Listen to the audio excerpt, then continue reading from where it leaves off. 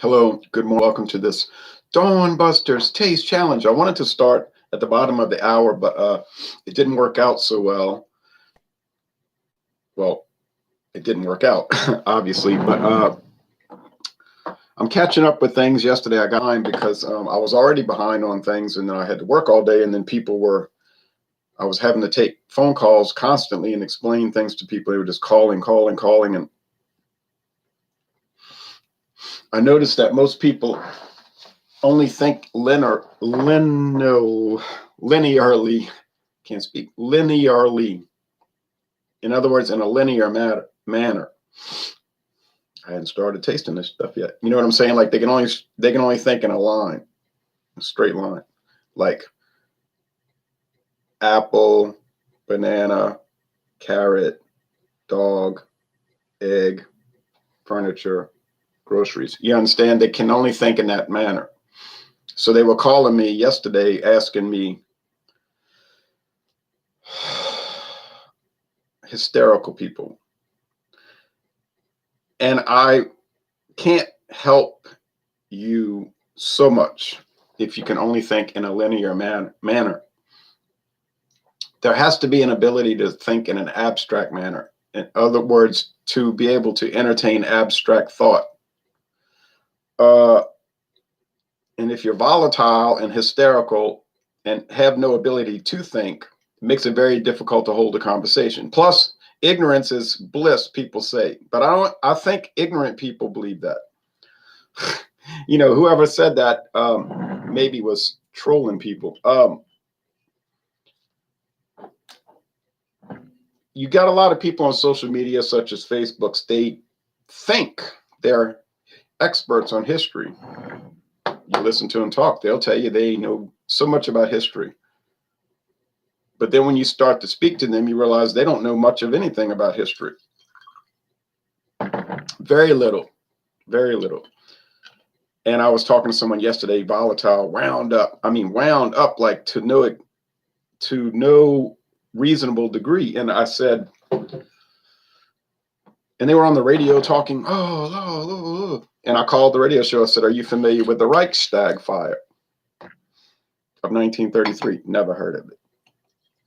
I said, well, if you're not familiar with that, it'd be very difficult to grasp certain concepts.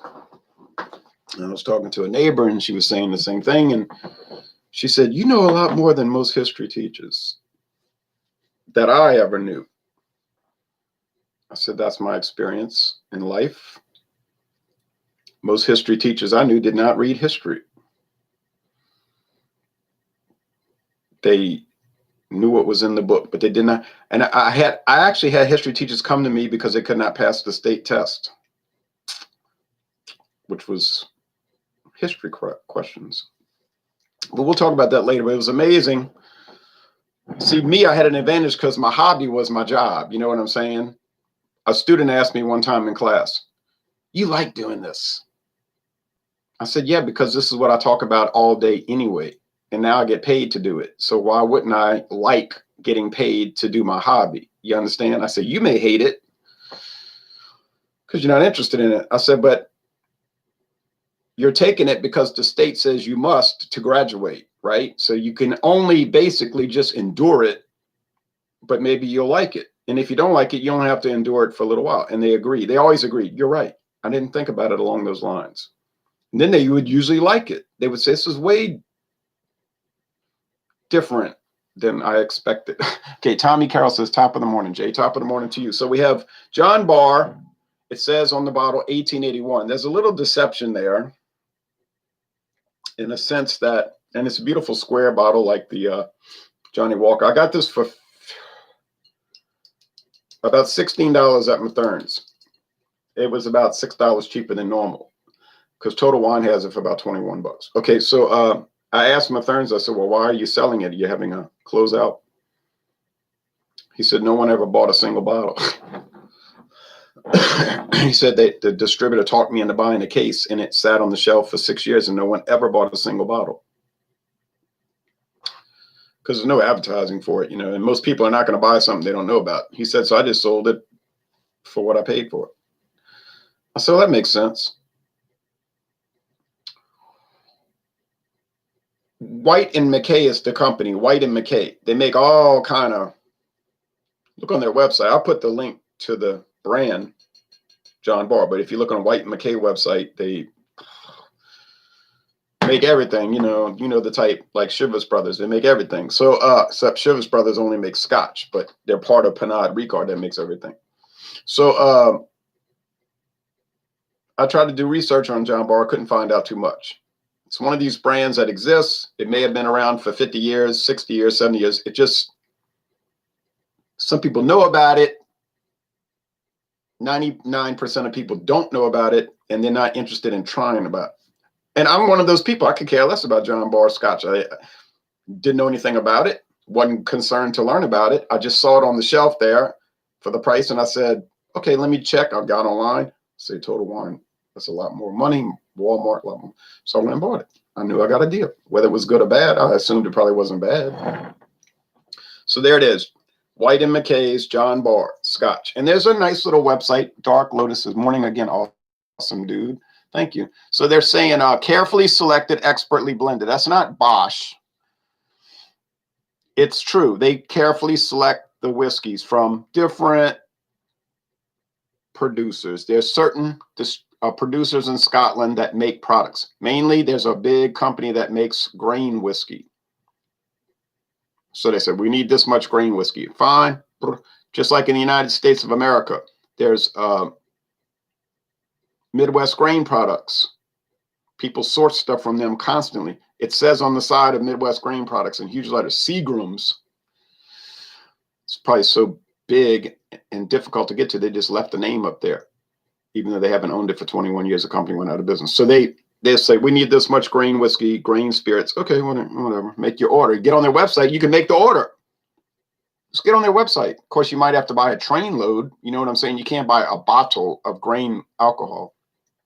You have to buy it by the train load. Same thing with that big wine company in California. You can buy wine, but you have to buy it by the tank, and it starts at like, well, this many thousands of dollars you buy. Okay, John Barr Reserve Blend. Forgot to write that. Unites Highland malt. So there's the malt whiskey, Highland malt from the Highlands, and grain whiskeys for structure and richness. There you go. And Speyside varieties for a mellow finish. So they're telling you how they construct this, in a general sense. Each component whiskey is carefully selected and expertly blended by a third-generation master blender whose time-honored, third generation, 20 years of a generation, 60 year, time-honored approach to whiskey making delivers a reserve blend. Who is it reserved for? Anyone who wants to buy it. With a distinctive, rewarding taste profile. John Barr Reserve Blend is characterized by rich aromas of chocolate, baked sweet apple, and freshly baked bread. Common Scotch whiskey things, right? Baked apple, you hear about this all the time. Baked bread, bread, whiskey, cereal, bread, and chocolate. I don't usually get that, but people claim that is.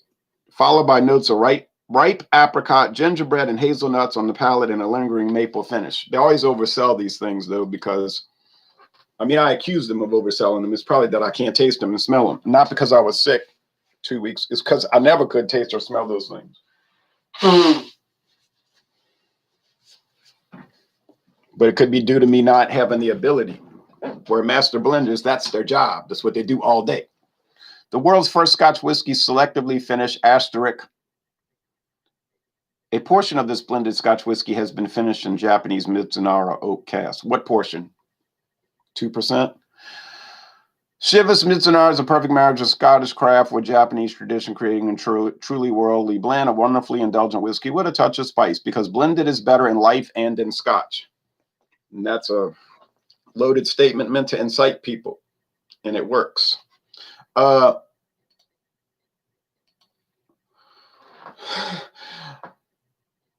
So you say, well, it's a gimmick whiskey.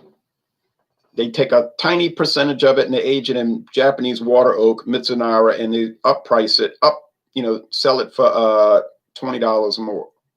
Yes.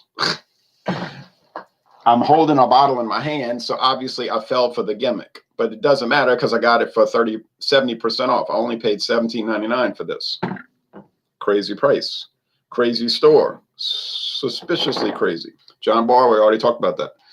Appearance. No age statement on either one. No age statement. The Mizunara is clearly darker. Is it colored? I don't know. I suspect it is, but I don't know. It's caramel color. It won't hurt you. How can brown sugar hurt you?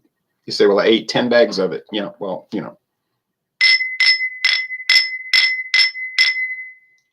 Joe Biden's dentist said, just got back from D.C. Something wicked this way comes. Get out of the cities, people. By the pricking of my thumb, something wicked this way comes.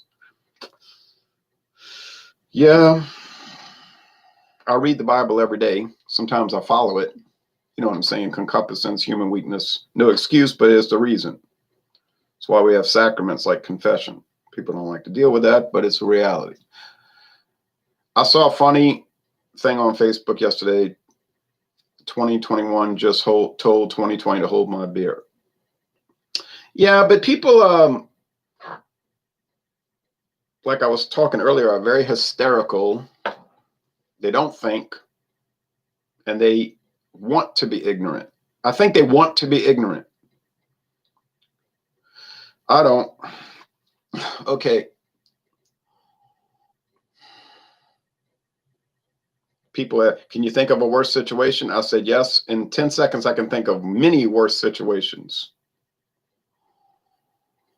Not to say I would want to be in the less worse situation. I don't want to be in a bad situation, period. I don't know anyone who does, except narcissists. I mean, what am I saying? Masochists who like pain. They claim. All right. So I'm going to have to close my eyes because I don't think their aroma is going to be much different. I don't actually think the taste is going to be much different. There is a $30 price difference, $54 normal price for Chivas Mizunara. You might find it for $48.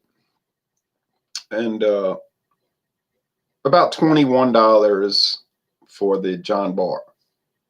It's not what you would call a discount brand. It's just a premium price normal brand that nobody knows about, nor do they care about, nor do they look for, including me.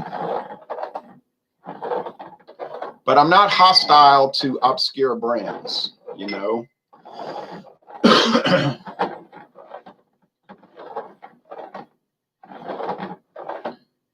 But on the other hand, I have no endearment toward obscure brands. Some people do video review channels where they only review beer that no one ever heard of. Then they complain that no one watches their channel. I say, well, count me in, because I only watch beer reviews or whiskey reviews or wine reviews for products I've tasted already. I cannot relate to someone talking about a product I've never had and almost certainly never will have. You see what I'm saying? And they'll go on and on. You say, well, you go on and on. Yeah, but if they go on and on about something I've had, then I can relate to it. But I'm not going to watch a 30-minute video about a product I've never had, nor have I ever heard of, nor will I ever see. And their whole channel will be about that. The most niche beers from the most micro of microbreweries. Then they'll say, I got no viewers. They're begging you to watch. And I say, well, it's obvious why this is the case. But they can't understand. I watch reviews for things I want to try. See, that's a different attitude. And that's fine. I don't, because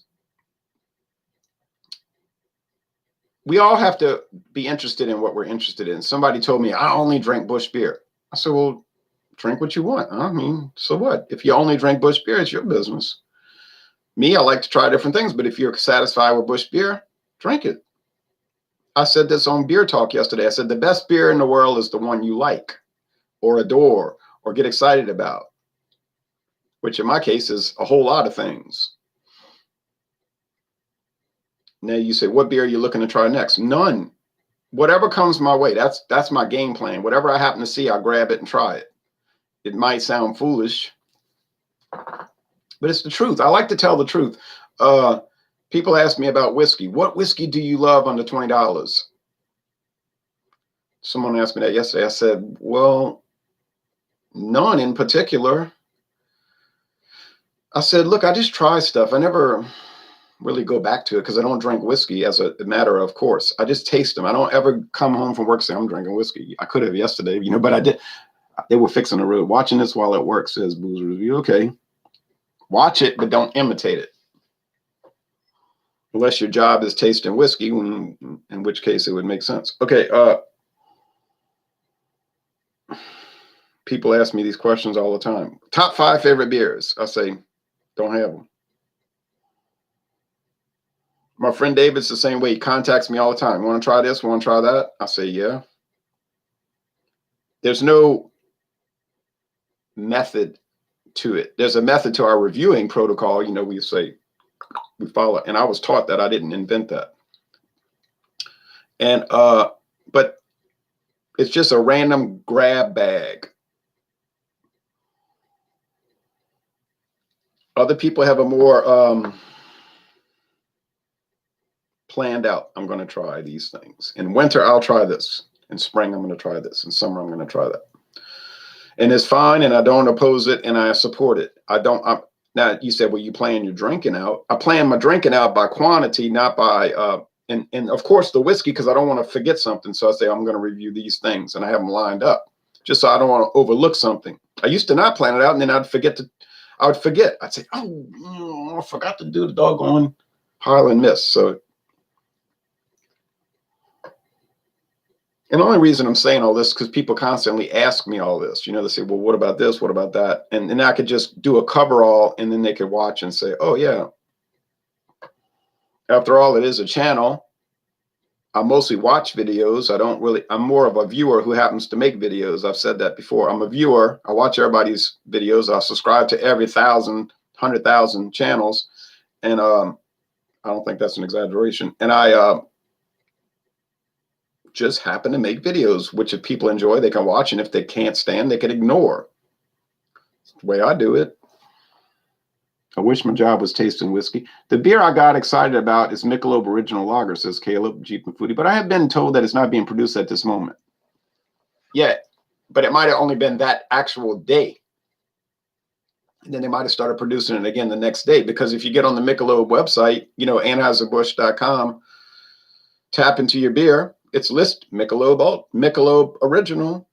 They made no statement about it being discontinued. They may as well discontinue it. No one buys it. They don't promote it. It's a shabby situation. It used to be very popular 45 years ago. You say, well, look at John Barr. They don't promote that. I know, but they never did, except in the late 70s and early 80s with rather obscure newspaper and magazine ads. This smells basic. Notice I did not say it smelled bad. This smells basic, meaning cereal grain. You say, well, I'm going to go open a box of grown-up people cereal, without all the sugar and stuff. The stuff on the top shelf, they put the sugar cereal for the children on the bottom so they'll scream for it while the parents are shopping. And, they say, I gotta have it.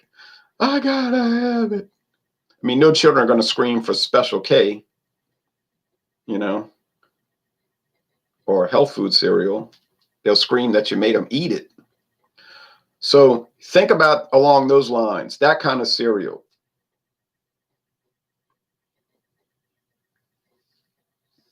Taste time. So appearance, Mizunara, Chivas Mizunara, a little bit darker, probably by virtue of color. The John Barr is typical Scotch gold, looks fine, no good or bad, it's just normal, like guy's eyes.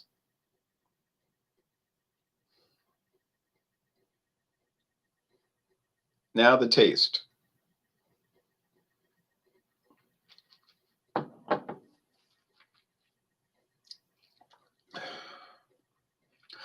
Okay, amazing. The first hit is heavy smoke. Highland.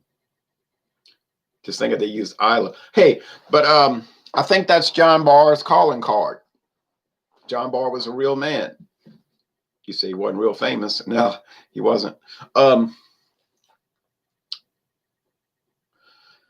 You get cereal grain and a heavy duty dose of smoke. peat smoke. Well, that's obviously John Barr, unless I'm wrong, in which case it isn't, but I don't think I'm wrong. Let's go over here.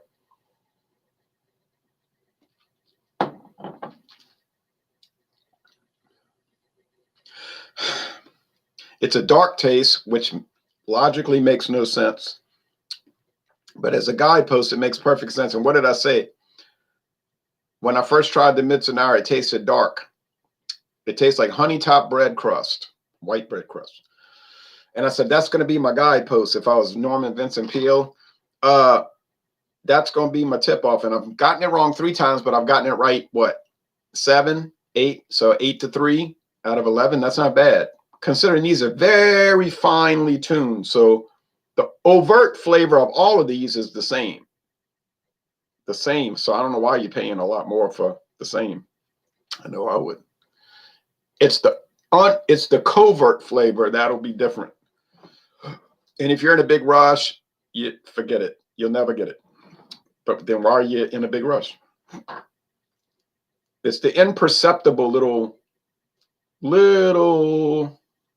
things that tip you off. Now, this one here is the smoke. I said that back. You remember back in 2020? I said, this is the key to the riddle here. I'm just going to remember smoke. And then people will tell me, I hate scotch. It's got that smoky taste. I said, some of it does. Most does not, according to my experience. But they're eating smoked brisket. And I said, what'd you have for a snack? Smoked hog's head cheese. And they're going back into the smokehouse to get the andouille. And I say, it's amazing to me because all you eat, you're like Ronnie James Dio. You only eat smoked meat. But you won't drink scotch that's smoked. But you rave about a rock beer, like Oxenkerla, Doppelbock. But that's fine. It's a personal preference thing. It confuses me. I like smoke. Don't smoke cigarettes. But I like that smoky taste. And this has it. And it's a smoked malts. And it reminds me of a smokehouse. It reminds me of smoke. And it's very clear. It's very clear what this is. Now over here,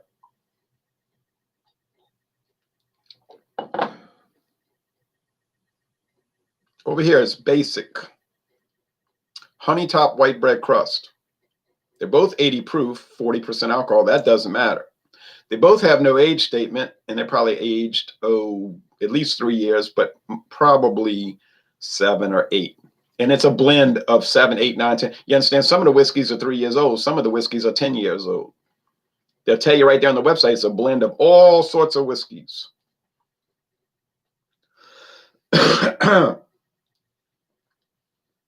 Which one do I prefer? Well, I told you I like the smoke. I prefer smoke. So I would prefer the Barr. By any great measure, no. I paid $1.50 more for the Mizunara. It was $17.99, and the Barr was $16.49 approximately. Well, I'm not gonna be over here stunting over $1.50. Not to mention, I'm not even going to think about it. We're going to only talk about the regular price, $21.99 for John Barr. And somebody told me, that's a Johnny Walker knockoff. I said, so?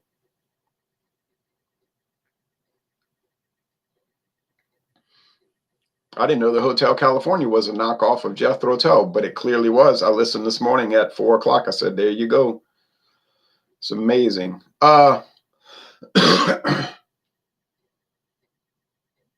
David Bowie said, I steal all my music. He admitted that on Dick Cavett show. He said, where do you get all these ideas? He said, I nick it. He said, what do you mean nick? He said, it means steal. Dick Cavett said, you're admitting it. He said, we all do it. They don't admit it. He said, I steal it all. I don't think of anything original. I steal everything.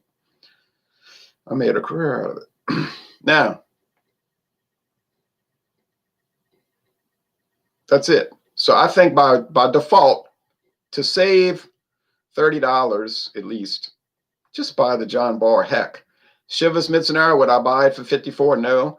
Would I recommend you buy it for 54? Yeah, if you want to spend the money, it's your money. For $17.99 though, an impossibility that I would not buy it. When I saw it on the shelf, I didn't even know what it was. I saw that aquamarine box. My jaw dropped at Savannah Discount. I said, I'm buying it. Oh, I forgot to buy that pumpkin pie yesterday. I left it behind the counter. I got distracted. They had a pumpkin pie for 99 cents. Because the Christmas is over, New Year's over. I said for 99 cents, I'd buy it even if I didn't like pumpkin pie. But, you know, a whole pie for 99 cents. I said, but I'm going to buy it. And then I forgot. I said, you know why this pie is being hidden behind this counter? I said, because I'm going to buy it later. I have something to do. Okay, well, I'm going to go get it today if they still have any. Oh, man, heck. Oh, well, such is life. C'est la vie. Que sera, sera. Whatever will be, will be. Okay.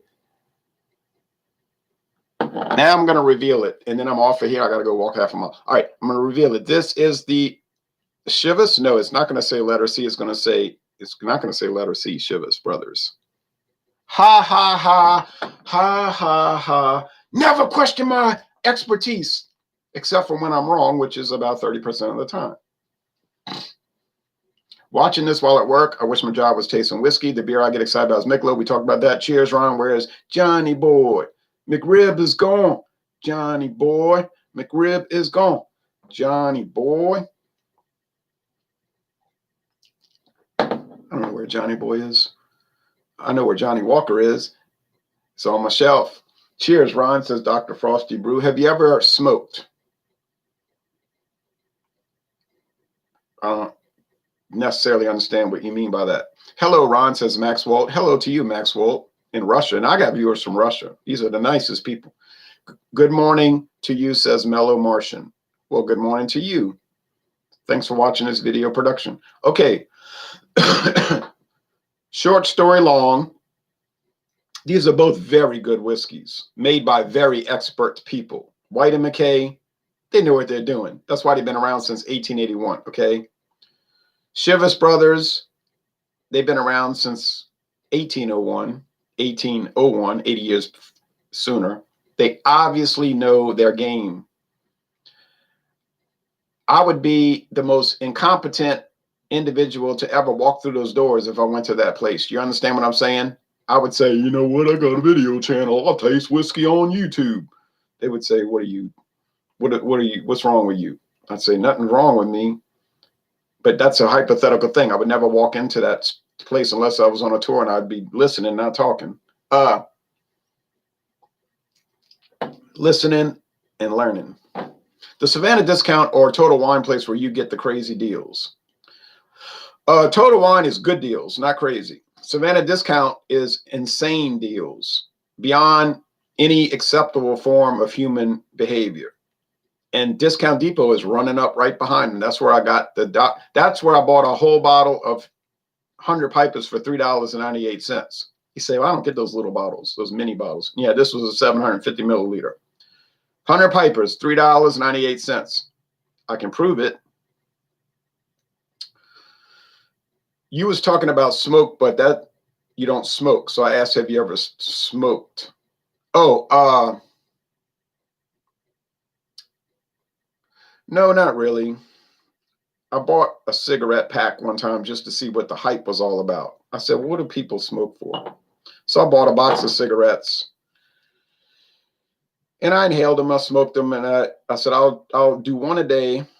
I won't get addicted because I don't care about it. And I said, I'll just see what the hype, you know, the fascination is. And I said, nah,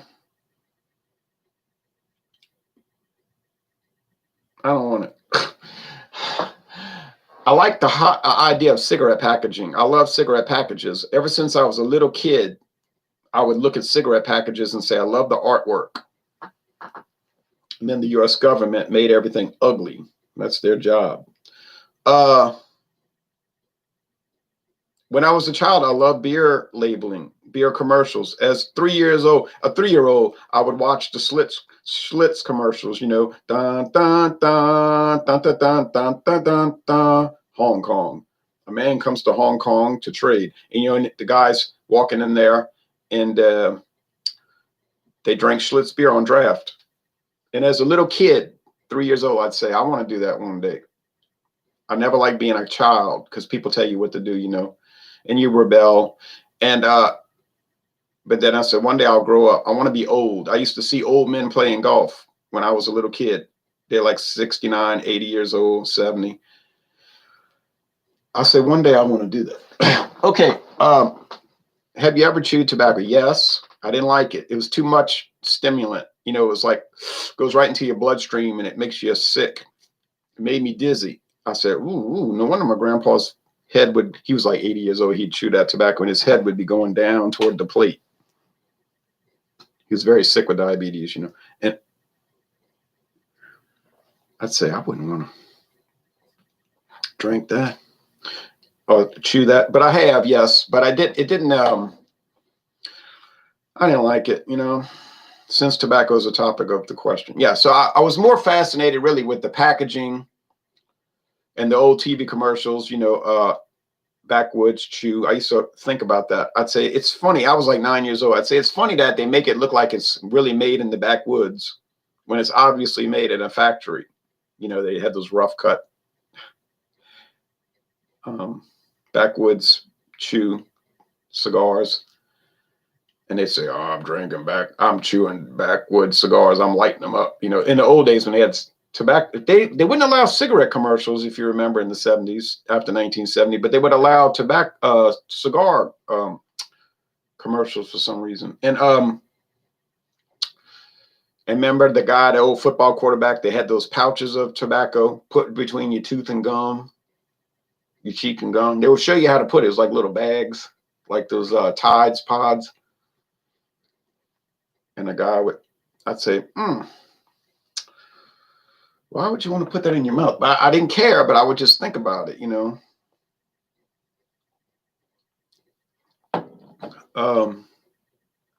When I was 3 years old, 4 years old, 5, we were Methodists. And I was glad I was raised Methodist because it gets you to think. But they would have Sunday school. My parents were youth directors.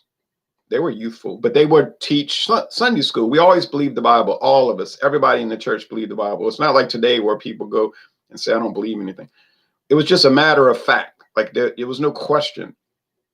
So that's how I was raised. It happened, so you believe it. And I'm like that now. But they would all smoke cigarettes in Sunday school. No one thought boo about it. All the teenagers, 13 to 20, my parents, they're smoking cigarettes, the whole room. And they're talking about, well, you know, in the book of John, and looking back on it, you can't believe it. But at the time, you didn't think about it. All the priests smoked. The bishops smoked. All the Baptists, they smoked. The Methodist ministers smoked. You would have a get-together, potluck supper. Everyone drank.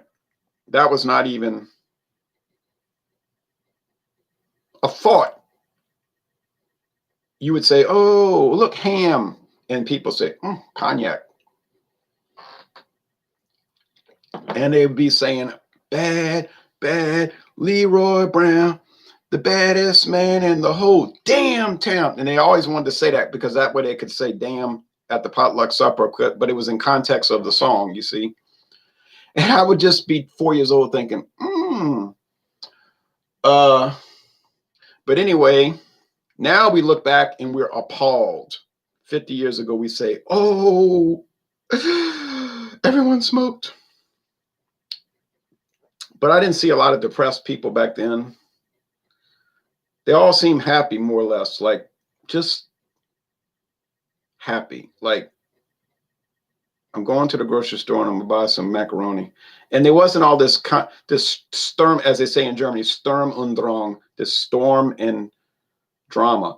They just say, you know, we're just talking about things. So it was amazing to grow up then. I missed it by 20 years. I wish I had been born in 1948. But 68. So it was amazing to see all this develop as you grow up. And I was just like Mobius in the New Gods. I was just an observer. Remember, Mobius was just going around watching everything. And that's what I was. And they asked Mobius in the New Gods, the comic book, the metaphysical comic book, why are you here? He said, I'm just watching. Okay. Bandits, I believe those pouches were called. Bandits. Exactly. Well, that'd be a story. How'd you go from Methodist to Catholic? Well, Methodist is Catholic in a way. They don't know it. They're Catholic and they don't know it. So that's another video, but it was amazing. It was such a benefit, such a blessing. But you see, in the Methodist church, they used to teach, be open-minded. Don't be a fool. You don't know everything. Don't claim that you do. Just think, think, think, think, think, study, learn. So that was what I was raised to do. Think, study, learn, think, study, learn. Then I went to the Baptist church, total opposite. I was shocked. I didn't like the way the preacher would preach without vestments. First of all, that bothered me. He wear a suit. I say, boy, this chap thinks he's somebody else. He's up there preaching and he's wearing a suit. Was he at a bank? This bothered me as a child because we were raised, the priest wears the black robe with the sash as a sign of respect. That's the way I took it. So I went to Baptist church. I said, they dress like they work at a bank. And they were telling us things like, we know everything. I said, I never met anybody who knew everything. We know everything about the Bible, life, the universe, and everything. They used to eat at the restaurant at the end of the universe. I say, well, I never met anybody who knew everything, but these people know everything or claim to. So I would just watch them. I would watch them and listen to them, and they would ask me, oh, when were you saved, brother? I said, I don't even know what you're talking about. You're making no sense. You talk like you're insane. And then they would talk about Catholics all day long. That made me think. I say, if you're talking about it, you're thinking about it, and you're worrying about it. They would talk about it. These were all people from Alabama, Missouri, Arkansas, Tennessee, Florida. They hated Louisiana. We hate Louisiana. They tell you up front, we hate Louisiana. I said, why are you here? Oh, I work at Marathon. I said, oh, you like the money, but you hate the state. Why don't you leave? I won't mind. We work at Shell. We work at DuPont. We work at all the chemical plants. First thing they tell you, I hate this place. It's nothing but Catholics. They drink alcohol. We're Baptists. We don't drink. I say, you must be a very miserable people. And they were.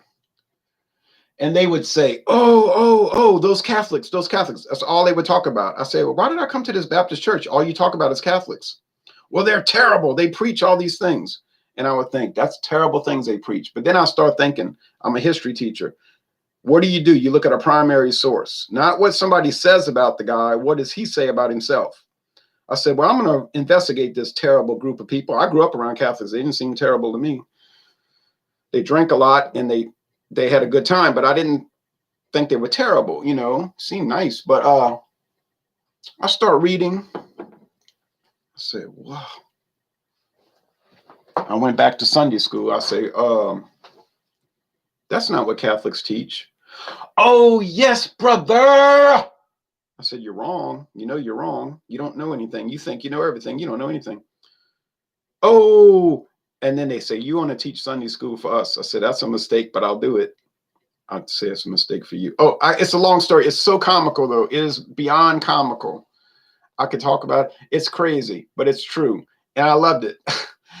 Oh, hey, Ronald, I got a 6-pack of Belching Beaver peanut butter milk stout, 5.3, and drank one just now. Oh, yes. I love peanut butter milk stouts. Dark Lotus says, to be honest, denominational stuff is of no consequence. The right question is, when did you get saved? That's what they ask me every day. Like, have you ever made a personal testimony video? Yes, you see, but it's a matter of perspective. You see, you got to remember, there's different outlooks. So the Baptists would come to me. I went to that Baptist church when I was 3 years old once just to go, and it had no air conditioning, and it was hot. It had all the windows open, and everybody was sweating and fanning themselves. I didn't care. I like heat. And then they put air conditioning in. But I just remember they're all fanning themselves. And I thought, well, summer. So And the man was preaching. I didn't know what he was talking about. So they lived around the corner from us, the preacher, the minister. We knew him. I grew up with him. What do you think? So they just seemed wound up. That's all I could say. They seemed volatile, you know, like agitated all the time. So they came to me.